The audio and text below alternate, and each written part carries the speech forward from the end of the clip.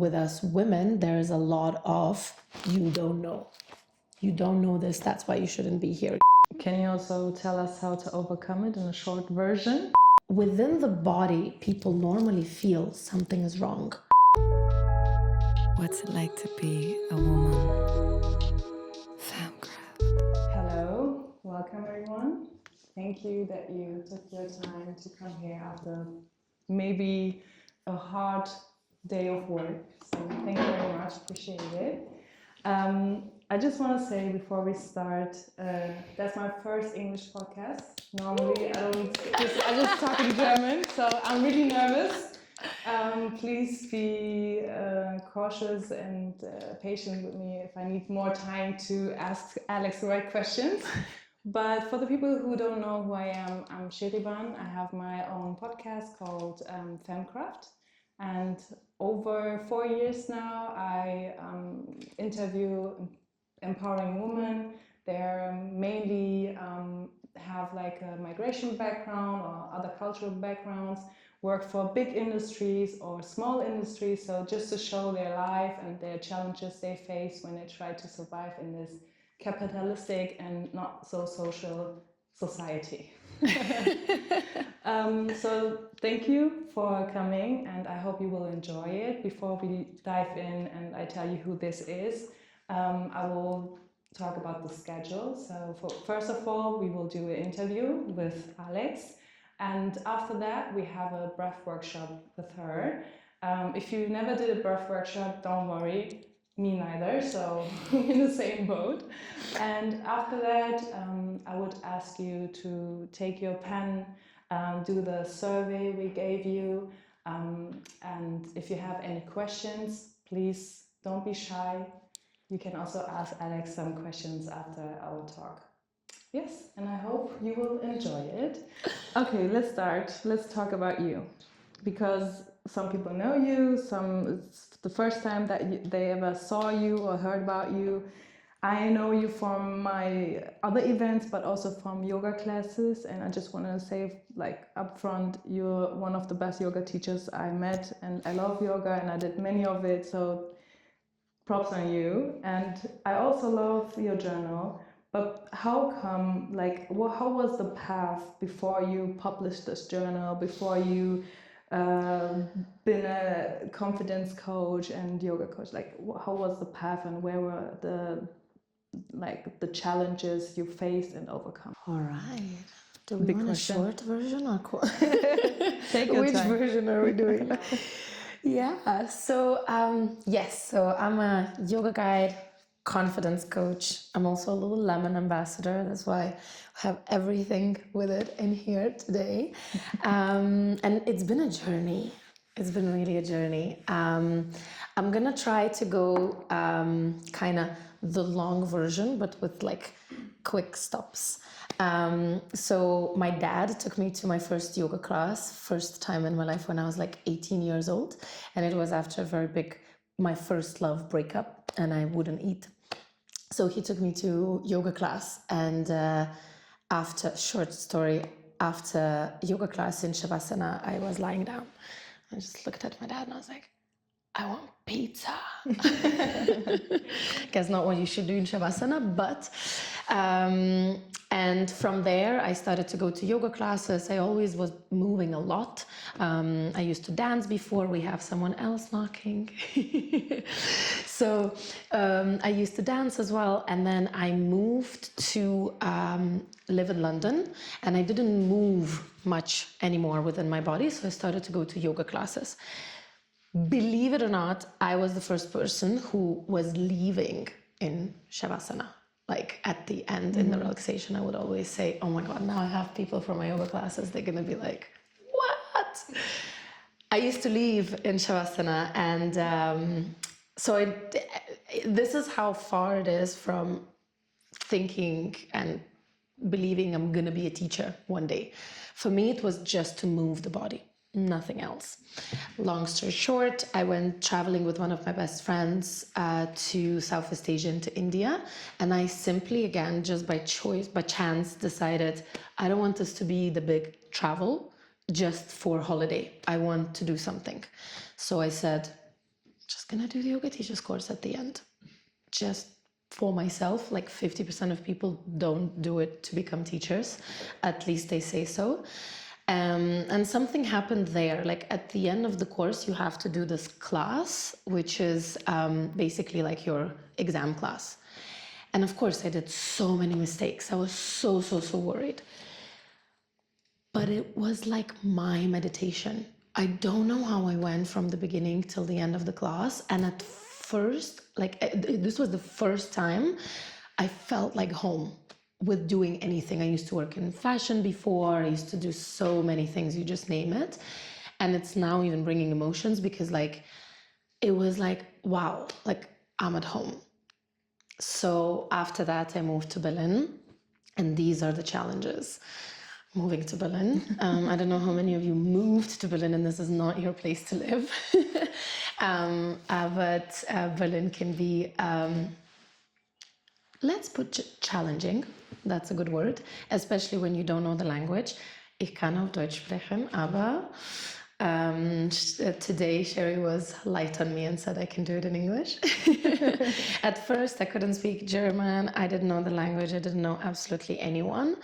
And in the very beginning, just running around studios and trying to teach hundreds of classes, cycling in winter for half an hour to teach an hour and a half class with 3 people in it and get 15 euros. That's how it was. That's how it was in the very beginning. Can I ask one thing? Yeah. How did you convince them to let you teach? Because if it was my studio, I wouldn't let everyone teach in my studio, you know? Yes. I just went door to door, like literally went door to door and I said, can I do something? In some places I didn't teach. Like the very first thing I did was in Yoga Tribe, which is in Mitte, and it's a very serious and big studio. And I just came into there and I said, I'll do anything. What can I do? And they were like, we have this event, you can help. And I helped in there without my German, and I ended up being the main person to do things because the other person needed to go away for a couple of days. And I was just like translating things and stuff. But basically, answer to that, I just went everywhere, door to door, brought my little yoga CV, which is just one diploma. And I said, I want to do this. And in your studio, I can do whatever. I was a karma yogi, which means you help in the studio to check in people and then they give you free classes. Like I just try to get in any community related. Actually, through Lululemon as well. Like I worked in Lululemon folding leggings, but it was the community that I wanted to. So I did that part-time for 2 years as well in both stores. And now I'm an ambassador. Crazy. You never know from... Yeah, sorry. Yes, of course.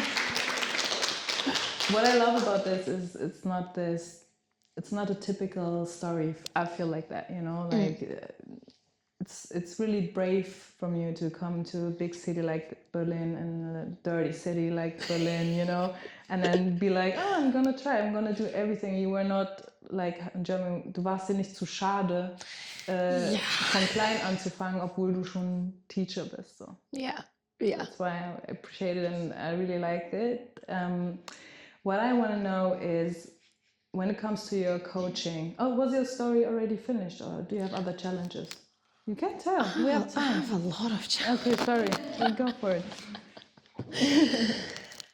There's a lot of challenges in the industry in general because it's a very unregulated industry. And today, of course, you know, we're here for the journal and I want to show you the journal, but actually like there's one thing that I'm very proud as well and I started recently is a union for coaches and teachers. It's a union for women, coaches and teachers in Berlin and beyond, because the challenges that we face within the industry are, you name it, beginning from very little mentoring, very little feedback, very little rules, right? Like when you said, if you're going to come to my yoga studio, like what are the rules for getting into a yoga studio, right?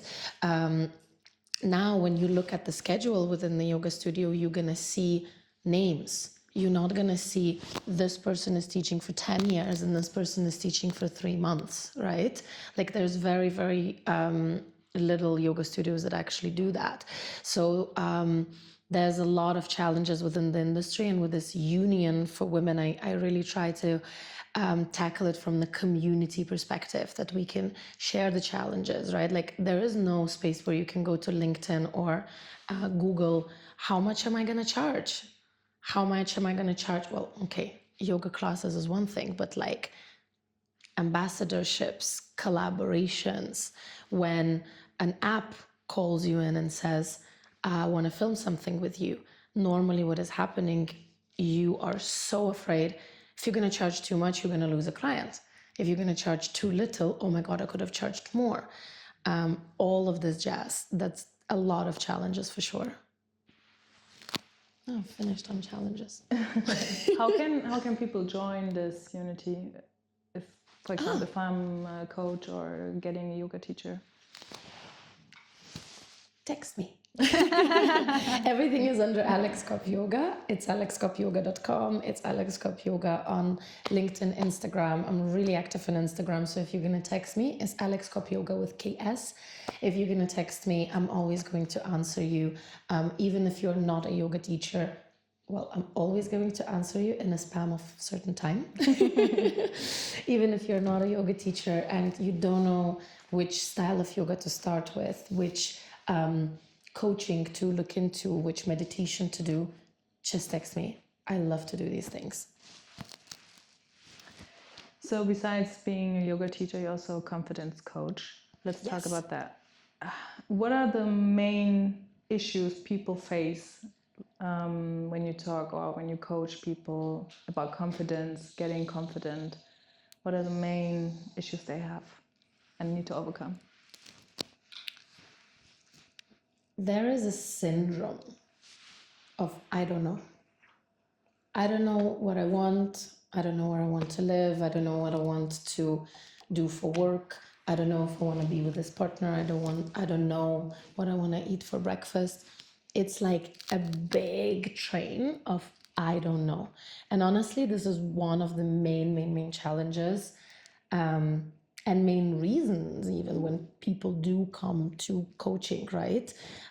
Because so the background of yoga teacher gave this little piece to my coaching, that when I work with people, I work with connection between your body, your mind, and soul, higher connection to I know, right? So within the body, people normally feel something is wrong.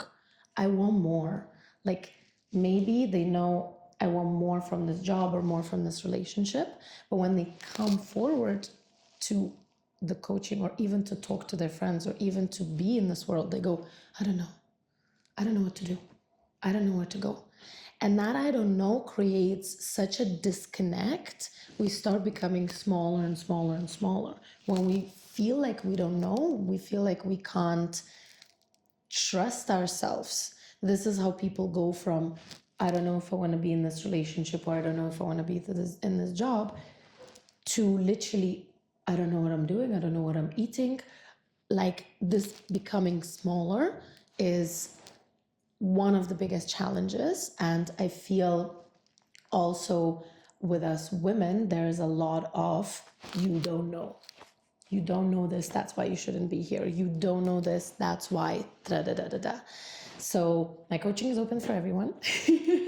Yet I mainly, of course, work with women. And yeah, that's definitely one of the main challenges. I don't know. Can you also tell us how to overcome it in a short version? In a short version. Or maybe give an example of the last client you had and maybe she or he successfully overcome this? Yeah. Or could define what she wanted? To be honest, most of my clients, when they come out of the 4 months coaching, know what they want. Anna? Yeah. Okay. So, the thing is that I feel we obviously all want to have this like a quick magic pill, right? Like just give me something to do, give me to write down some of my goals, and I will suddenly know. To be fair, I call it I don't know syndrome is tackled by awareness. So exercises within the journal is a very small part of it.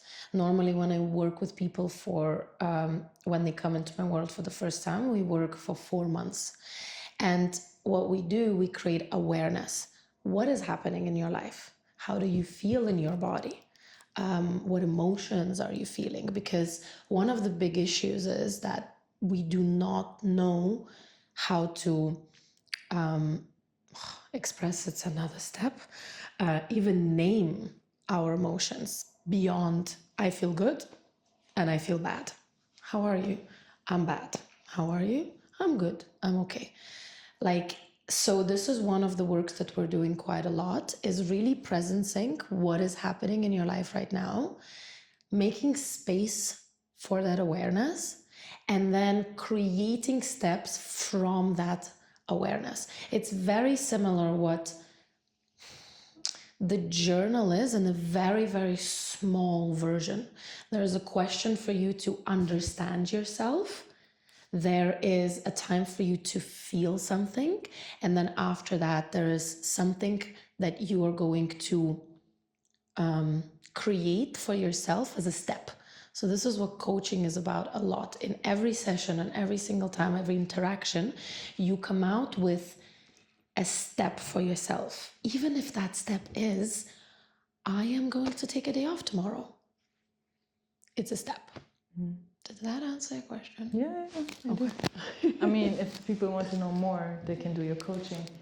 I That need is to fix this. Oh, thank you. Yes. Good job. When it comes to yourself, let me coach you. Definitely need that sometimes. You have so many jobs, positions, even if it's like all under mental health, you know. But still, it's like different positions, different corporations that you need to face, and also this unity thing. I didn't know about that. It's also a lot of work. So yeah, how do you manage to balance all this without going crazy? But why are you telling other people not to go crazy? Wow. I love that. That's why I sat down with her. So one of the really big things which I learned, by the way, like I'm going to be saying these things, right? But just please remember it's trials, tribulations, it takes time, and I still need a lot of reminders. So I'm freelance, right? And the union, the unity for the women and coaches is also for freelance. So one thing that I make sure, and this has been past, I think I did well past 2 years, is I always have 1 day off per week where I put everything down, when I don't look into my social media, when I don't look into anything work related. And normally I also plan that day to be with my partner, because teaching yoga in the evenings, like he does have a 9-to-5 job and we don't see each other much in the evenings.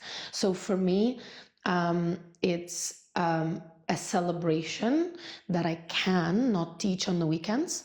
And I basically leave my weekends for special events, which are just simply also either special to me or paid more than the weekly classes. And then I am really strict with my calendar.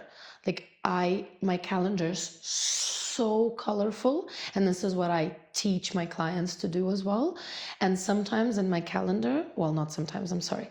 There's things in my calendar that are complete non-negotiables. There's my swimming, there's my own yoga classes, there's my sauna. They don't move. Like they don't move. That has to happen. And the other thing that I sometimes do in my calendar, I just put the blockers for a couple of hours of nothing. Nothing. There's no plans. What is nothing? Just no plans. Like I don't even plan, I have to go to swim or I have to go to yoga class. It's just free time. And when that free time comes, I kind of feel into myself, okay, what would I like to be doing now? Ah, okay. I thought you do nothing.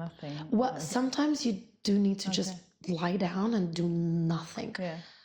It depends on the timings of the month and stuff as well. Sometimes it doesn't happen. But this is something that is so important for me, to switch off the brain.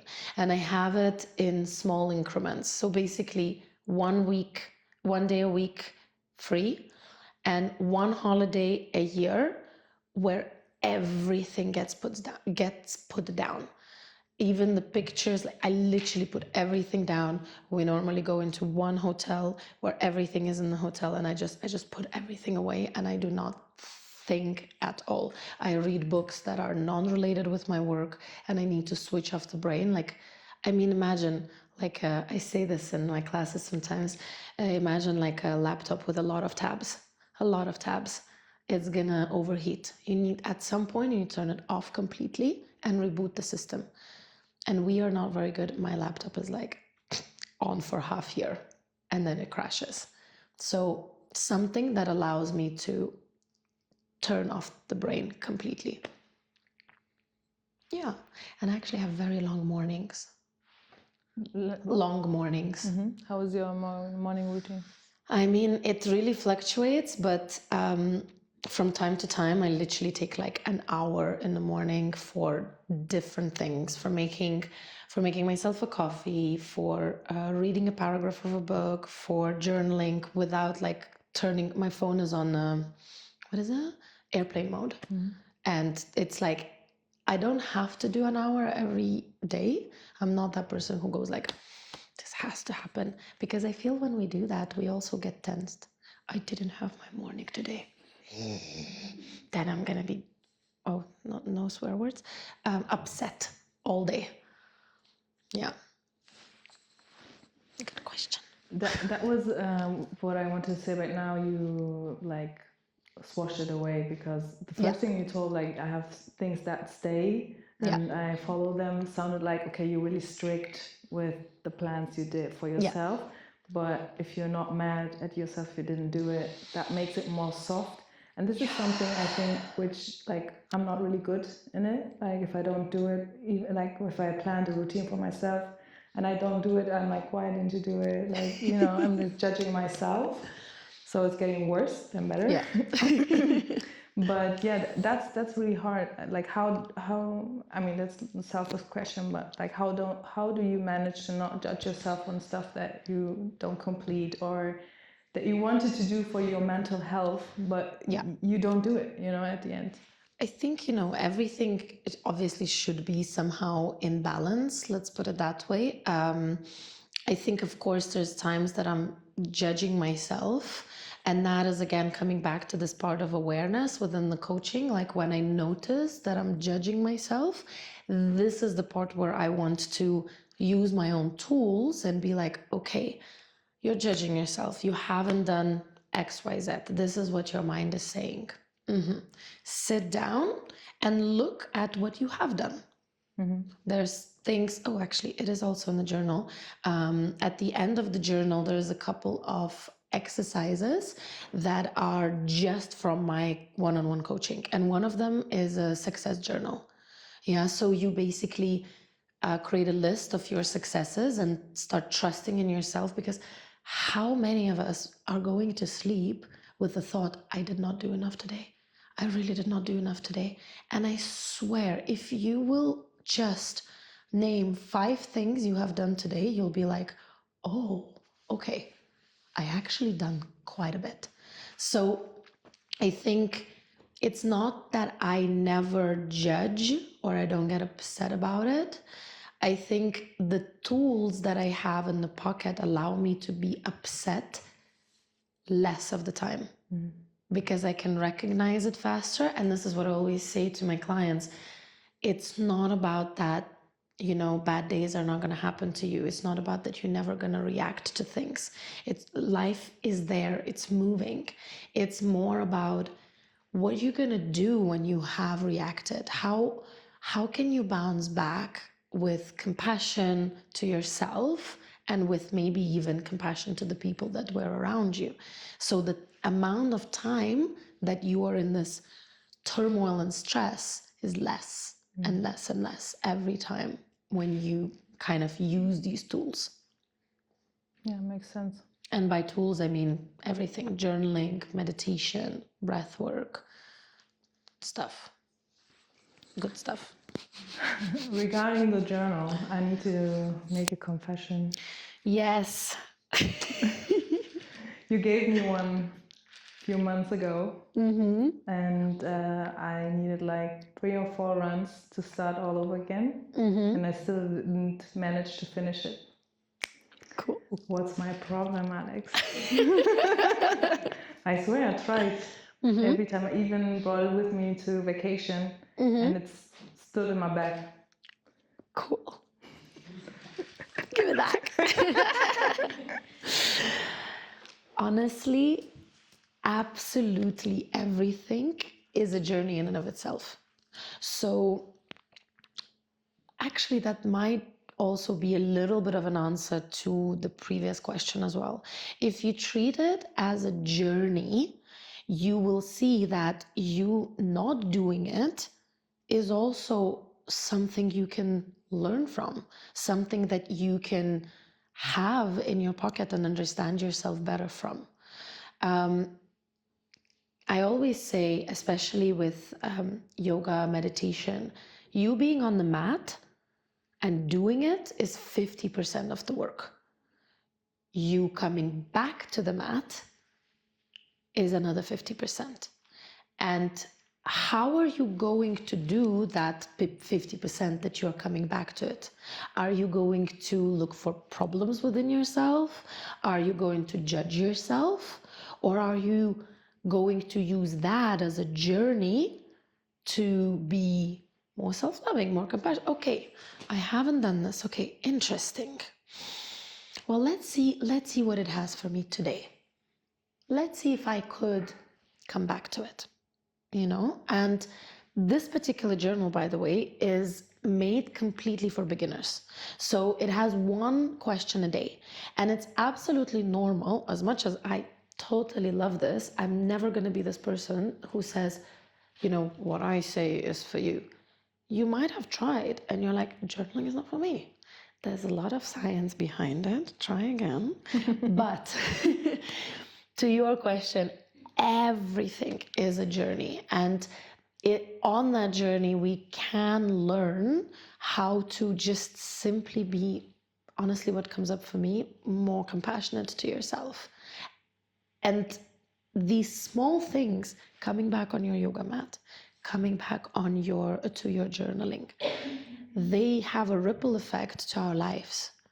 This is how we come back when we're knocked out, right? This is how we come back when we are fired or something. This is how we come back from breakups and stuff, because our body knows, I've done this before in a smaller increments with the smaller things, but I've done this.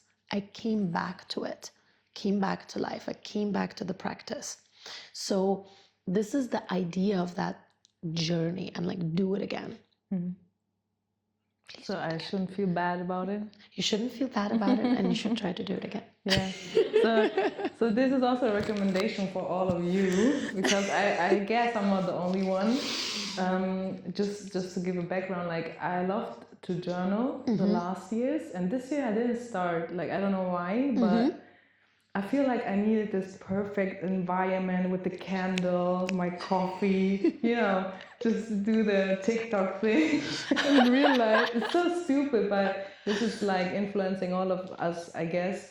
And I think this is one part of it. And the second one, I just realized while you were talking that I even defined it as a problem, like directly judging myself again without reason, you know. But yeah, you're right. Thank you for coaching me. But if someone is doing it, like 90 days, how can it be support? Like, how can it support your confidence and strengthen your confidence? So it's made into 90 days because there's also research behind the, you know, like the 90 days creating a habit and things like that. Now, honestly, I don't want to sound like a broken record, but like you're just going to create more awareness in your life. You're going to create more awareness. You're going to create time when you just simply sit down with yourself. If it's need be a candle, which we have in your goodie bag.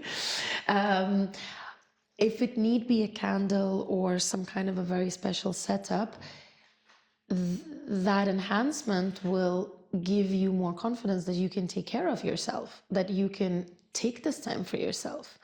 The actual exercises within it, so they have, each day has a theme, and each month the theme is the same, but the questions go a little bit deeper.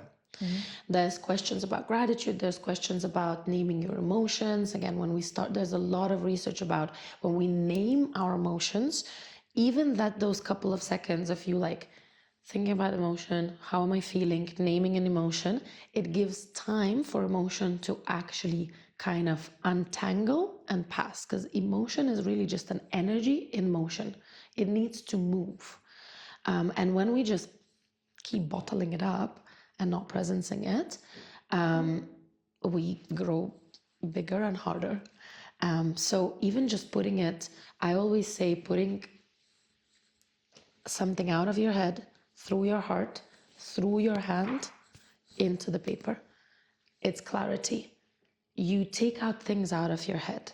I always also say in my workshops, like, you can, if you want, never come back to what you wrote, or you can even burn it. If it's a journal, please don't burn it. It's very pretty. Just leave it and keep it. But but basically, I would say it definitely brings you more awareness, more clarity, more connection, more self-compassion, and more simply taking time for yourself, even if it is 5 minutes in the morning or 5 minutes in the evening. You also have some specials in your journal, the breath techniques. Yes. Do you want to talk about it a bit, how it's in the journal, before we Yeah. dive into the workshop? Thank you for the reminder. So it's a 90 days journal. And basically each month starts with like a nervous system regulation exercise, which is a physical exercise, which comes from my knowledge from yoga world, some other different spaces that I have worked in and learned from. And why is that? Because again, I feel like the interconnection between your body and your mind is really, really important. I don't know how many times you tried to sit down after a long day and be like, okay, now I'm gonna meditate. Or like, okay, now journal. Cool. You're thinking what you're going to be eating. You're thinking what the hell happened at work. You're thinking all of these things, and they're in your body and they are making you tense. And maybe that's also, one of the reasons, right? Like you're opening those pages and your body is already tensed. So the breathing techniques are 3 different ones. We're going to experience them today together, but for the sake of the podcast, one technique is to focus. It's a breathing technique. It's a calm breath, very old school yogic breath called box breathing. And it's just to focus your mind. The second is a funky one, is like flicking the fingers off. So it's basically allows you to release things that are not yours. Release things that maybe have been taught to you, told to you, but they're living in your body and they're making you tensed. Let's call that it's a nervous system regulation technique. And it has movement and breath. And the third one is called butterfly tapping hug. Tapping in general is a really, really big another topic which I absolutely love. If you just go on YouTube and you tapping, you're going to find so much. Tapping allows you to connect to the body and communicate that you're safe. So there can be different tapping techniques on your head, on your face, and the one we're gonna do, I can't do it without the mic. It's in the journal, or come to the FEMME CRAFT podcast. So that communicates to your body, I'm safe. Whatever you're feeling right now, whatever emotions you are feeling and writing them down, you're safe, you're okay. And your mind and your body, they're together. They're not like one entity running the show in your mind. It gets a lot. So those are 3. Yeah. Thank you very much for your time. I'm so happy we made this happen. Like, we really worked hard on this because it's not easy. That's why I want to thank Lululemon. So Elena, thank you so much for supporting us doing this event. That's her. Elena's there. And also Seda, thank you so much for the candles. Every time I do something, she's like, yes, I'm there. I'm going to do your candles. And also for Peggy, she's my bestie since over 10 years now. And she also works for Veganz. So thank you for Veganz for the brownies and the chocolate. Is it cocoa chocolate? Yeah, coconut chocolate. So thank you for this. Yeah. So you can enjoy this after we finish that. Thank you, and Mindspace, for giving the space. No, I'm just talking to the To the cam. to the can, because this space belongs to Mindspace, and thank you for providing the space too. You can take the time to get to know each other, or just stay where you are. Yeah, and check out the giveaways. That's it from my side. You want to add something? I mean, it's a big thank you again. But yeah, I just always am so inspired to see people like diving deeper and coming into the community. So I wanted to say thank you to you by bringing this community together, and then we could join both of our communities. And also congratulations on the first like a video live people podcast where people are in as well. I hope I really wish you all the best, because your support for women and how you showcase them is really amazing. So thank you for being you. Thank you.